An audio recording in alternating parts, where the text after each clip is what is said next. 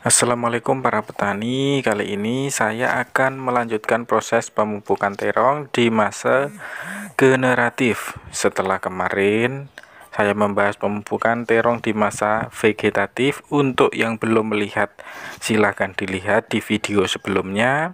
Di video yang ini, pertama saya tunjukkan kondisi terongnya seperti ini saat ini, dan besok hari Senin tanggal 11 Oktober akan dilakukan pemetikan pertama atau panen pertama.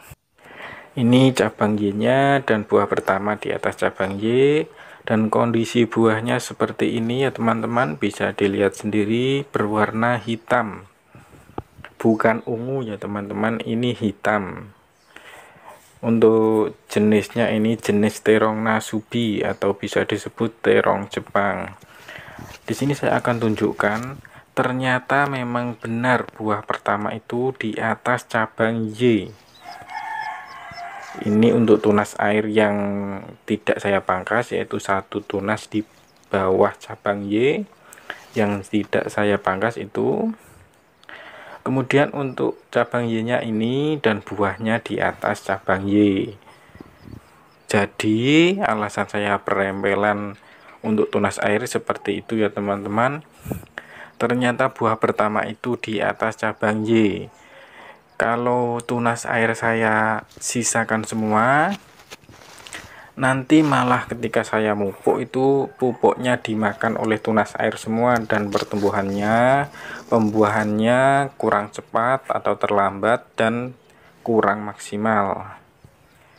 Bisa dilihat sendiri, ini contoh lagi untuk tunas air, satu tunas di bawah cabang Y itu di bawah terongnya, kemudian untuk cabang Y-nya itu di atasnya dan buahnya di atas cabang Y. Oke, mari kita lanjutkan ke intinya, yaitu pemupukan di masa generatif. Untuk pupuk yang saya gunakan tidak banyak, antara lain Ponska subsidi, NPK 16, kemudian MKP atau Gandasil B. Itu saja. Ketika terong saya itu normal yang dimaksud di sini tidak kekurangan unsur hara tertentu. Tapi di beberapa kondisi saya juga butuh NPK yang lain seperti NPK grower atau winner, kemudian sejenis KNO 3 putih, dan yang paling penting ini yang pastinya saya aplikasikan di masa pembuahan, yaitu kalsium.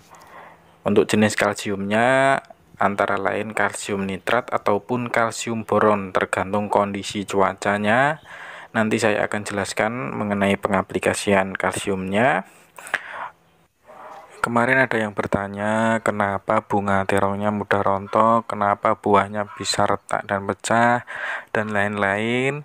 Itu adalah salah satu faktor, bisa jadi kekurangan kalsium, dan kalsium di sini sangat berperan penting dalam mengatasi hal tersebut. Di sini saya akan menjelaskan beberapa manfaat dan fungsi kalsium bagi tanaman yang menurut saya ini penting sekali. Yang pertama, bisa membantu proses pembentukan dinding sel. Ketika dinding sel tanaman itu terbentuk dengan baik, maka tanaman akan kebal terhadap serangan hama dan penyakit. Kemudian selanjutnya bisa mengatasi dan mencegah bunga dan buah tidak mudah kencuk dan gugur. Kemudian selanjutnya bisa mengatasi dan mencegah busuk tangkai pada bunganya. Kemudian bisa juga mencegah buah tidak mudah retak dan pecah. Kira-kira seperti itu beberapa fungsi dari kalsium untuk tanaman. Untuk lebih jelasnya bisa dilihat sendiri. Ini rangkuman fungsi dan manfaat dari kalsium yang saya tahu. Tapi jika ada kekurangan dan tambahan yang belum saya sampaikan, bisa ditambahkan di kolom komentar mengenai informasi, manfaat, dan fungsi dari kalsium. Dan ini beberapa faktor penyebab bunga mudah gugur.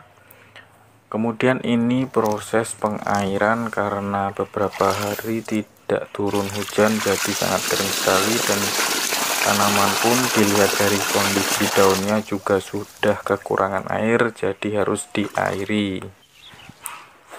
Ini beberapa gambaran atau SOP pemupukan yang saya lakukan di masa generatif, dan untuk kalsium nitrat saya gunakan di musim kemarau, dan kalsium boron saya gunakan di musim hujan. Air hujan sudah mengandung nitrogen, jadi saya gunakan kalsium boron di musim hujan karena nitrat itu nitrogen. Kira-kira seperti itu.